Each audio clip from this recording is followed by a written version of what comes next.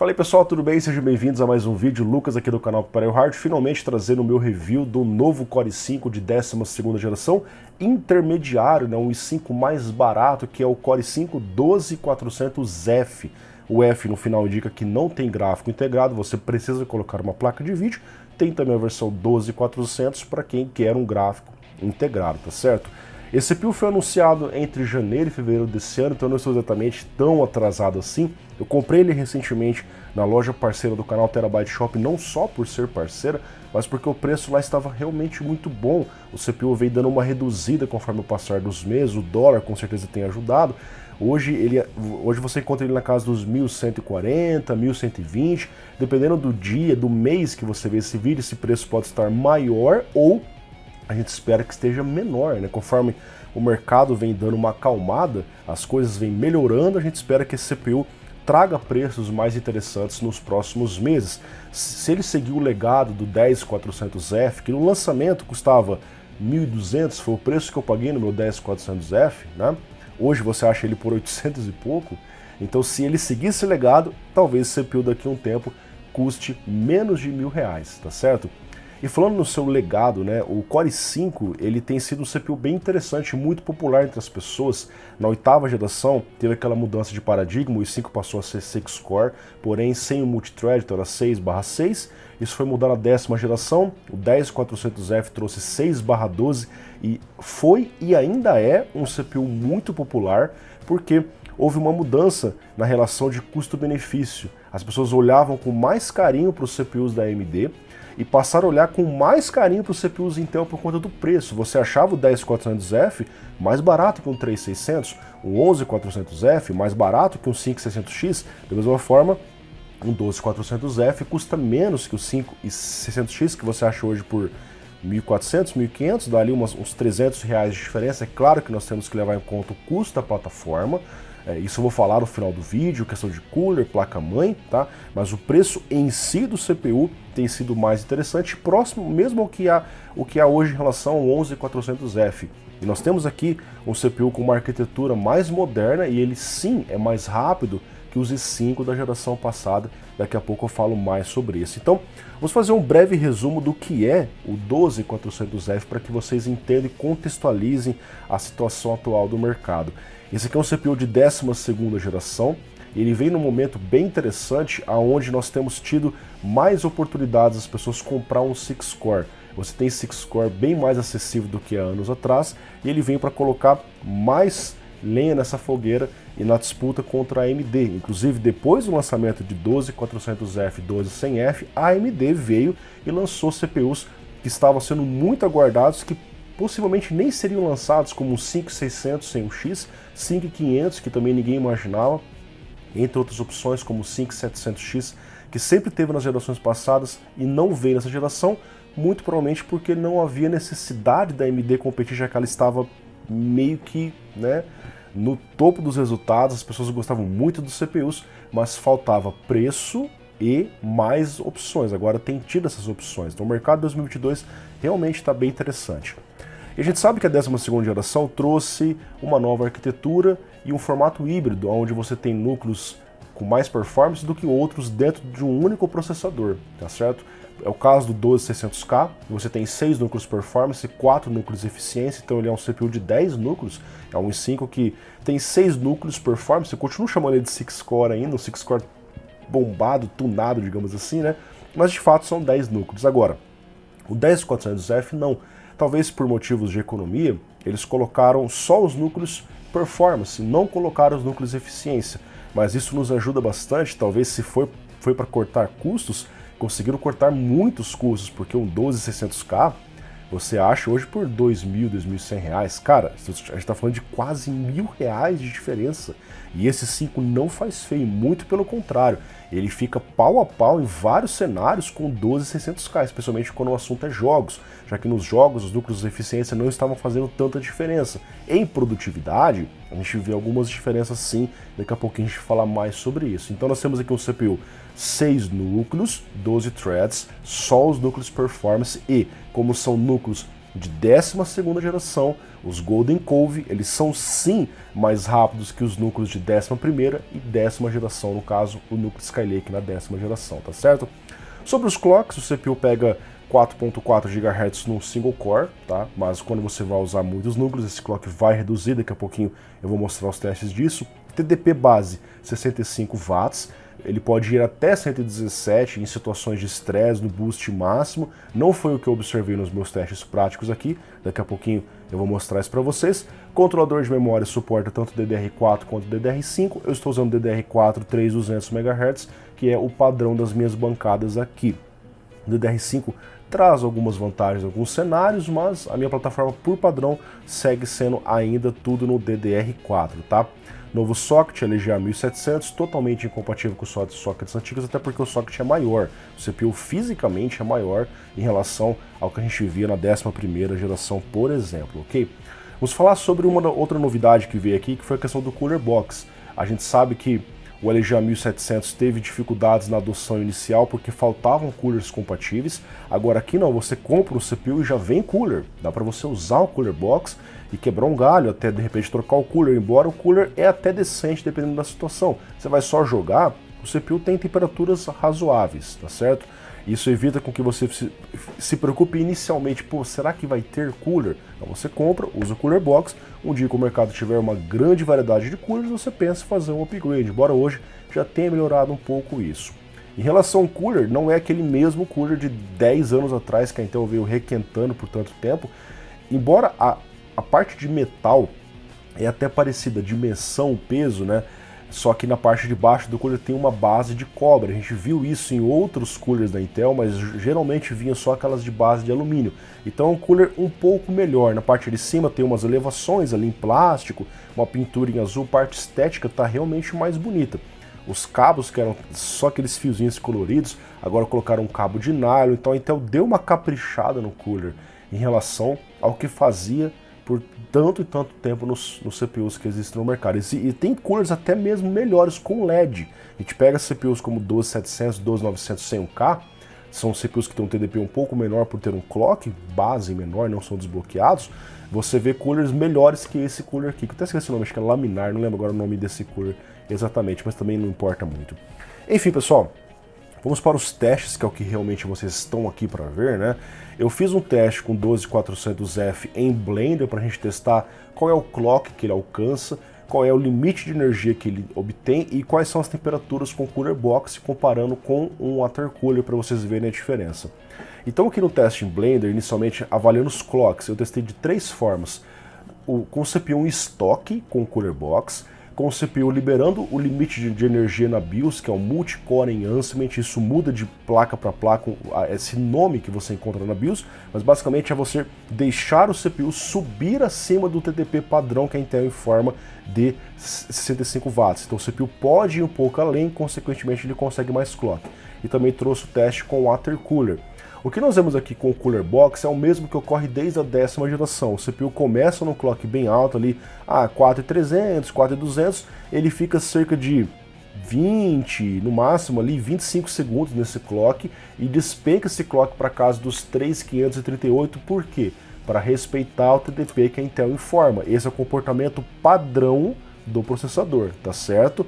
Lucas, eu quero entregar mais performance. Você pode simplesmente ativar o Multi-Core Enhancement na BIOS e obter um clock maior. A gente vê que ele alcança 3.990 de forma perfeitamente estável. E não há diferença quando a gente está usando um Cooler Box versus um Water Cooler.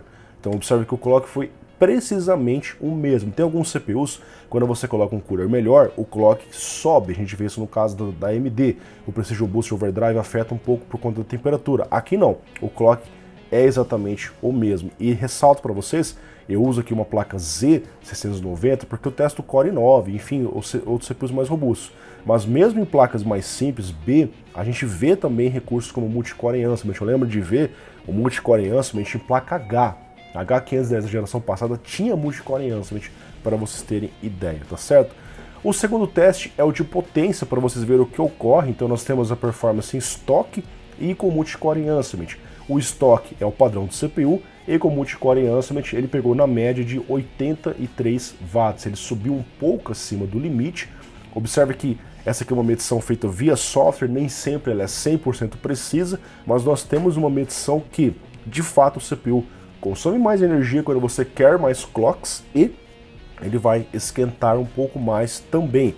Tanto é que nós vemos no terceiro teste, que é o teste de temperatura, no teste em estoque com Cooler Box, o CPU foi na média de 73 graus, que é uma média boa, é uma temperatura ok no teste de estresse, que está usando todos os núcleos por 10 minutos ali, né? Quando a gente habilita o Multicore Enhancement, nós subimos 11 graus da média, fomos para 84 graus, já é uma temperatura mais alta, mas a gente compara com o que tem na AMD 5 e 600X com o Rift Stealth, que é o cooler mais básico da AMD, nós temos exatamente a mesma temperatura, a gente já viu isso aqui no review do Ryzen 5. E quando a gente coloca um Water Cooler, que é um cooler consideravelmente melhor, mesmo no Multicore Enhancement caímos para 55 graus de média. Então, tendo um cooler melhor, você vai reduzir drasticamente a temperatura. Ou seja, dá para usar o Cooler Box? Dá. No estoque, ele fica com boas temperaturas, com o Multicore Enhancement habilitado, ele sobe um pouco, mas isso aqui é uma temperatura com um teste de estresse. Lucas, eu vou só jogar. Eu vou mostrar um vídeo aí, vocês vão ver que só jogando as coisas são bem mais tranquilas, né? Nós temos aí o Battlefield 2042 em estoque com o Cooler Box, ele pegando 70 graus, né? E com o clock lá em cima, dos 3994, quase os 4000 MHz. Porque a carga de trabalho no jogo é muito mais leve do que um Blender. Então, mesmo no estoque, sem mexer nada na BIOS, ele pega esse clock lá em cima dos 4 GHz. Observe que o clock é até um pouco menor que as gerações passadas. O 11400F pegava 4.2. Mesmo assim, o 12400F vence ele porque tem uma arquitetura mais recente. Ok, então, dito isso, vamos para os testes de produtividade e renderização, os testes focados em trabalho para quem quer usar o CPU eventualmente para fazer workloads, enfim, e depois a gente parte para os testes em games, tá certo? Então nós temos aqui After Effects 2020, Puget System Benchmark. Estou mostrando para vocês um vídeo de como é esse benchmark, essa suite de softwares da Puget System, que é uma empresa que faz workstations lá fora. Nós temos aqui então o teste em estoque, Multicore Enhancement, praticamente não houve diferença, porque é um teste que não usa 100% do processador, como a carga é baixa, faz pequena diferença, assim como ocorre nos jogos que eu acabei de mostrar para vocês no Battlefield. Então ele faz 1199, 1207 pontos, um pouco abaixo do 12600K, obviamente, porque é um CPU que tem mais núcleos, mas ele ganha do 5600X, que até então tinha ali a coroa como um dos CPUs mais interessantes da AMD, e ainda é um ótimo processador, mas o i5 cobrando menos está ganhando. Ok, é o primeiro resultado, vamos ver outros resultados aqui, né?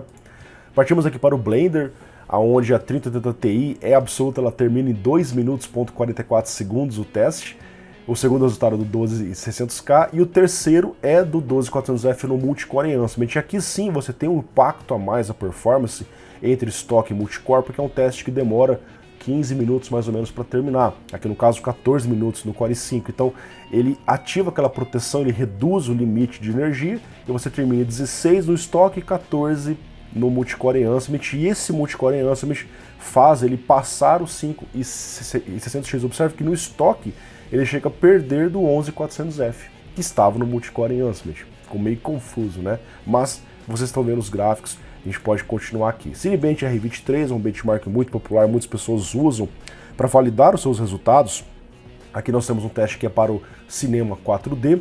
Nós vemos que no topo dos resultados consta ali o Core i5 12600K fazendo 17.552, abaixo dele, bem abaixo, porque são 6 núcleos versus 10 núcleos, nós temos o 12400F fazendo 12.368, Single Core 1716, praticamente não houve diferença em relação ao Single Core do teste em estoque, mas houve uma diferença em relação ao Multicore, né?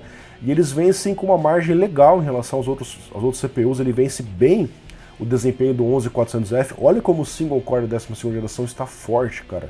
Ele está vencendo bem o 11400F e o 10400F, tá? E continua vencendo o Ryzen 5, que aqui nós temos da 5ª geração, se assim eu posso chamar, né? Corona Benchmark, nós temos aqui O topo dos resultados mais uma vez com 12600K, enquanto na parte de baixo ali nós temos o Core i3 com 4 minutos e o 12400F chegando bem perto dele no multicore em Ansem. Ele está ganhando performance quando você resolve liberar a energia. Embora o teste em estoque está indo bem, ele está parelho com o 5600X, tá certo? E ainda superior ao 11400F. Keyshot 10, o benchmark ali relacionado também à renderização, vocês estão vendo um vídeo de como é esse benchmark, né? Topo dos resultados, mais uma vez, nós temos o 12600K, isso aqui não vai ser novidade, né? Não preciso ficar repetindo toda hora. 12400F multicore passou o 5600X e em estoque ele perdeu um pouquinho para ele, vencendo ainda o 3600 e demais CPUs que estão aqui. Vamos agora para o Agisoft Metashape Pro, que é um software de fotogrametria, bem interessante também de ser testado, porque é uma área que poucas pessoas exploram aqui no Brasil. Nós vemos no topo dos resultados os 3 Core 5 de nova geração, 12ª. Observe que existe pouca diferença entre o que faz o 12400 e o 12600K. Então foi um software que não aproveitou tanto os núcleos de eficiência que tem no 12600K, e tão pouco a questão do clock. Ele tem um clock maior, 4.5 ali, também não houve tanta diferença assim.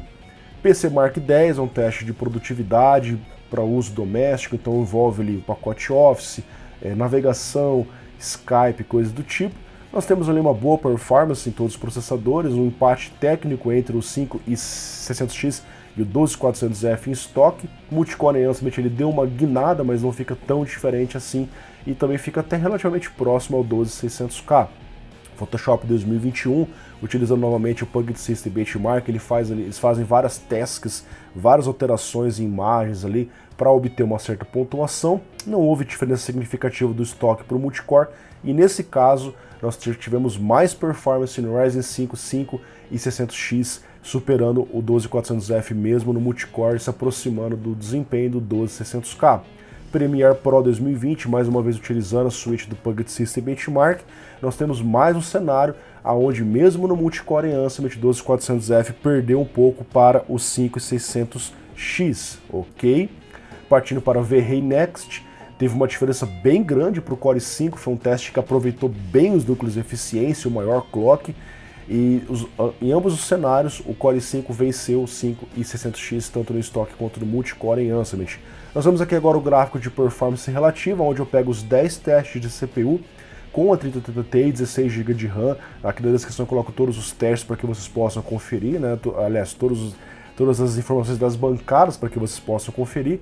Nós vemos aqui que existe uma diferença legal do 12600K para o 12400F, ali na casa dos 22%, quando é o caso do multicore em Ansem habilitado, e 26% quando é em relação ao teste em estoque. Então, de fato, o núcleo de eficiência faz diferença em testes de CPU, e os 5 nas duas situações conseguiu ser superior ao Ryzen 5 5600X, perdendo alguns resultados, mas na maioria deles ele venceu, ficando 3% em estoque acima e 7% em multicore em Ansem, que não é um overclock, é algo que até é suportado ali pela garantia do processador, que você está apenas liberando energia para ele, ok?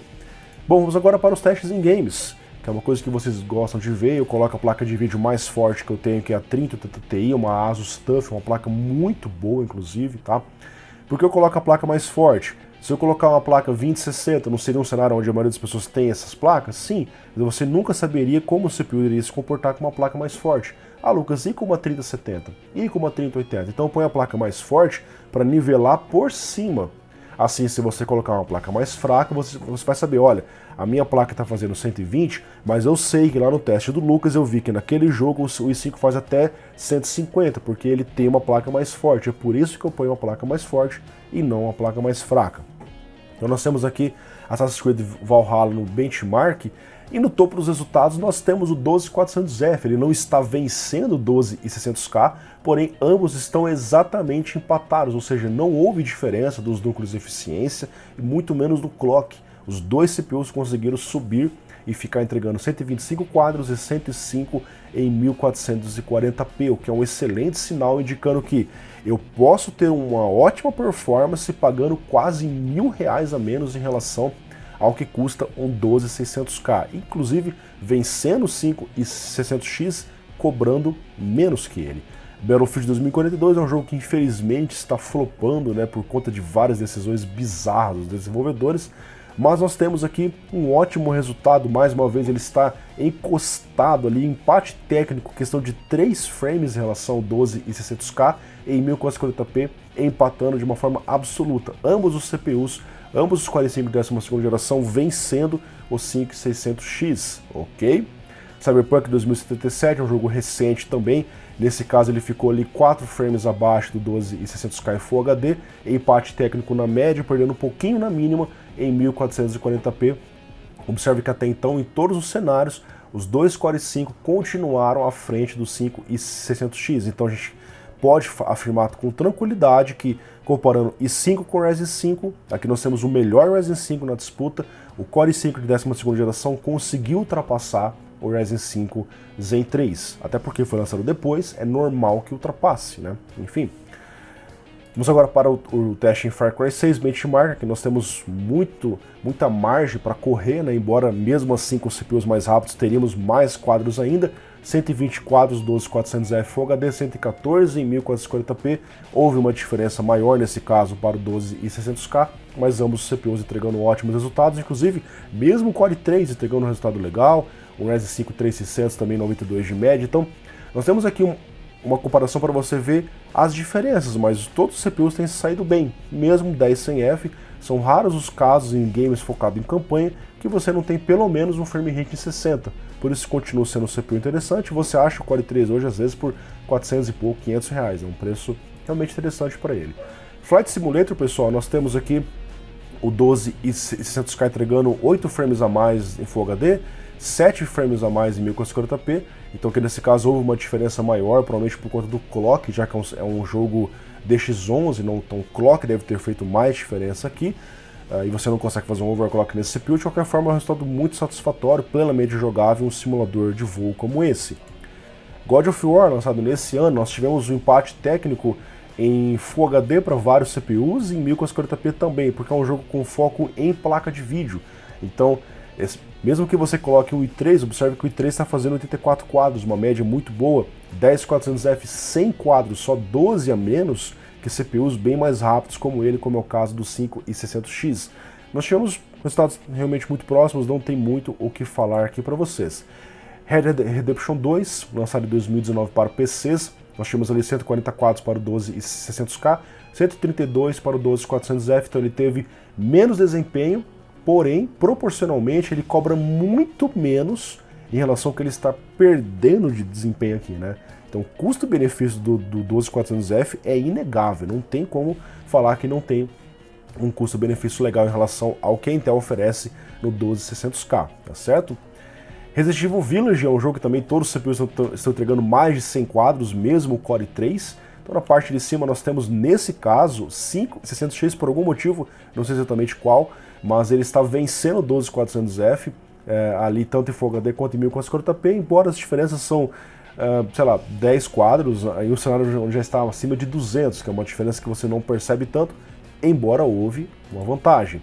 Metro Exodus Enhanced Edition foi lançado recentemente, utilizando nesse caso Ray Tracing, para testar como funciona o Ray Tracing nos CPUs. Então a gente tem cenários com frame rates um pouco menores, mas ainda assim 147 no 12400F, o mesmo desempenho do 12 e 600K, não teve diferença entre os dois Core i5 e também o resultado com pequenas diferenças em relação ao Ryzen 5. Watch Dogs Legion, mais um game que eu estou utilizando Ray Tracing no médio para não pesar tanto, para deixar o CPU correr um pouco mais solto. Nós temos o 12400F entregando 5 quadros a menos que o 12 e 600K, provavelmente o clock e os CPUs, os núcleos de eficiência, fizeram algum tipo de diferença, também perdendo um pouquinho em 1440p. Pessoal, chegando ao final do nosso vídeo, nós temos então a performance relativa também de GPU, 10 games com a 3080 Ti em Full HD e 1440p. Cara, isso aqui é uma coisa muito surpreendente, porque o 12400F está 4% apenas atrás do 12 e 600K em Full HD e 3% apenas em 1440p, ou seja, nós temos um CPU que consegue entregar a performance muito parecida com um CPU que custa quase o dobro do preço, mais de R$2.000, eu nem vi quanto que está o preço recentemente, mas a última vez estava R$2.100, R$2.000, ou seja, é uma diferença de preço muito grande para uma diferença de performance mínima. Então fica claro que para jogar vale muito mais a pena entre o 12600K e o 12400F você comprar um 12400F. Ele consegue ficar levemente, pouca coisa superior ao 5600X, 3% nas duas resoluções, cobrando menos do que ele também. Por isso que é um CPU que eu fiz questão de comprar, já que a Intel não mandou a 12ª geração para mim esse ano aqui. Eu comprei esse CPU porque, cara, ele de fato chama muita atenção. Assim como o seu irmão menor, 12100F, que eu também comprei, já chegou por aqui, tá até aparecendo aqui atrás na estante. Em breve eu vou trazer os testes dele também. Enfim, ele consegue entregar em Full HD 8% a mais com o 11400F, ambos estão praticamente no mesmo preço, e consegue entregar uma diferença bem maior em relação ali ao 10400F, na casa dos 22%, e principalmente em relação ao Core i3, a gente vê uma diferença grande. 3600, que ainda continua um CPU relativamente caro, uma diferença muito, muito grande também, ok? Agora, é claro, nem tudo são flores. Nós temos que comentar com vocês o fato de o CPU ser sim mais barato, mas a plataforma, o ecossistema da AMD ser ainda mais flexível e mais barato. É fato que você acha uma placa-mãe AMD um preço muito bom. Cara, tem a A320, A520, aliás, A520, né? Que você acha por 300 e pouco. B450 você acha por 300 e pouco. É uma placa que suporta perfeitamente o Ryzen 5. Agora, as placas para a 12ª geração, elas estão engatinhando, elas começam a dar uma reduzida, mas ainda a demanda é pequena em relação ao Ryzen. O Ryzen está no mercado faz 5 anos. Então tem placa-mãe para dar e vender aí, né? Agora, 12ª geração está chegando há pouco tempo. A Intel lançou só em janeiro os chipsets mais básicos. Até então só tinha placa Z. Então é fato que o custo da plataforma Intel ele está um pouco maior, tá? Se você encontrar placas com preços mais razoáveis, faça a conta. Quanto custa uma placa-mãe Intel, 12ª geração, mais o i5? Põe na ponta do lápis. Quanto custa uma B450 ou uma A520 mais o Ryzen 5? Põe na ponta do lápis. Aí você vai ver qual entrega um custo-benefício melhor. Hoje, a plataforma AMD ainda é mais barata. Embora a gente tenha visto sim algumas placas mais baratas para a 12ª geração, normalmente são placas bem mais simples, as placas H, tá certo? Que dão conta de um Core i5. Eu vou trazer esse teste para vocês em breve. Mas a plataforma da AMD ainda tem a vantagem de ser mais acessível, você tem uma grandíssima variedade de placas no mercado e com a vantagem de, Lucas, hoje eu coloco um 3600, daqui a pouco eu faço o update de BIOS e coloco outros vários Ryzen, porque a AMD continua lançando 5500, 5600 para o AM4, inclusive ali o 5800X 3D que pegou a coroa do CPU mais rápido para jogos. Então, o 12400F realmente é muito interessante. O que falta para ele hoje é ter uma plataforma, um ecossistema mais em conta para ser considerado como um custo-benefício ideal. Ele é um CPU ótimo. Quem conseguir comprar uma placa-mãe, encontrar uma boa promoção, compre, porque o CPU realmente é interessante. Recomendo para vocês o 12400F, assim como também recomendo os Ryzen 5, porque você encontra uma plataforma com muito mais placas, muito mais opções de processador para você fazer os seus upgrades caso você queira de uma forma muito mais fácil. Aqui não, né? Então você sabe que você aqui tem um novo socket, ele já 1700, é só desse socket para cima que você vai conseguir trocar. Todos os CPUs que já existiam no mercado você não consegue sequer cogitar. Embora a gente saiba também que o M4 está chegando ao fim, esse ano vem o M5, não deve ter mais novos lançamentos para esse socket, tá certo? Então pessoal, encerra aqui o meu review, espero que vocês tenham gostado. A minha frase final é que o 12400F trouxe novos CPUs para o mercado, no caso 5500, 5600, que faltavam há quase 2 anos que a AMD não trouxe CPUs como ela sempre trazia no passado, mais opções dentro do próprio line-up. Ela ficou limitada porque ela meio que não precisava, ela estava entregando o CPU mais rápido entre o Core i5 ali, e agora o Core i5 volta a ultrapassar o Ryzen 5, e a AMD lançou novas opções para as pessoas. Isso é muito bom, ajuda tanto quem quer comprar Intel quanto quem quer comprar AMD. Sigo trazendo mais testes do 12400F, em breve eu vou trazer o comparativo lado a lado dele, do 12600K, do Ryzen 5, entre outros CPUs. Muito obrigado pela audiência, um grande abraço para vocês, confira aqui na descrição do nosso patrocinador Terabyte Shop e links patrocinados da Amazon, com vários produtos. Caso você queira comprar alguma coisa na Amazon, compre através do meu link, assim você está me ajudando diretamente a manter o trabalho aqui. Valeu, falou, grande abraço, valeu, tchau.